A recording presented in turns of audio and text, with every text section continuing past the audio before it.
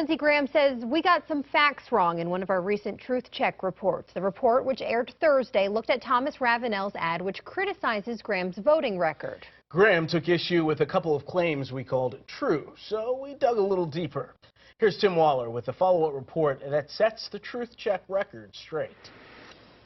After promising not to raise your taxes, he turned around and raised some $620 billion on workers and small business. This is one of the claims in Thomas Ravenel's ad I originally called true, and here's why.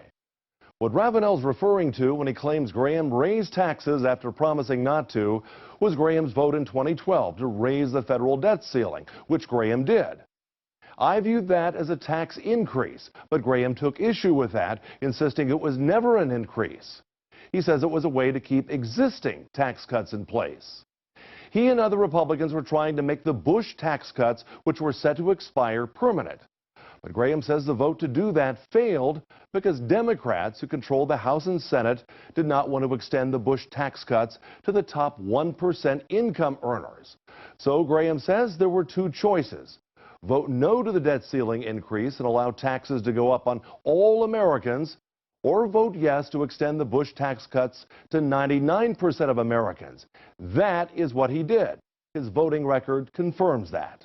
Graham voted for the Wall Street bailout, the cap-and-trade energy tax, and 6 times to raise the federal debt ceiling. I said all three of those statements are true. It is true Graham voted for the Wall Street bailout. He admits that.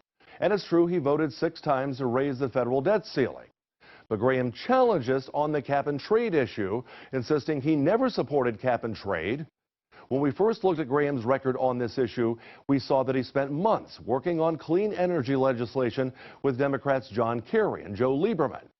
The legislation they were crafting was designed to reduce carbon emissions and dependence on foreign oil. But here's the part Graham goes on to explain. He says there were many versions of this bill, and the cap-and-trade energy tax was added later by Kerry and Lieberman. That, he says, is when he withdrew his support for the bill.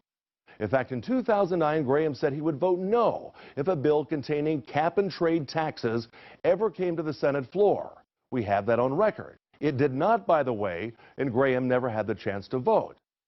Now, I presented this fact to Thomas Ravenel's campaign, asking, how can you claim in your ad Graham voted for a cap-and-trade energy tax when no vote ever took place? Ravenel communications manager Jared Smith later conceded that Graham did not vote for the bill, as their ad claims, but he insisted Graham co-wrote the draft legislation that included a cap-and-trade provision. Regardless, based on the fact there was never any vote and that Graham withdrew his support for the bill, the record shows Graham did not vote for cap-and-trade. In our next Truth Check, we examine the claims of those for and against the proposed Greenville County penny sales tax. It's a choice voters will soon make. We'll tell you whose claims are on the mark. And be sure to check out our other Truth Check reports. Just head to our website and click on Politics under the News tab on WYFF4.com. Still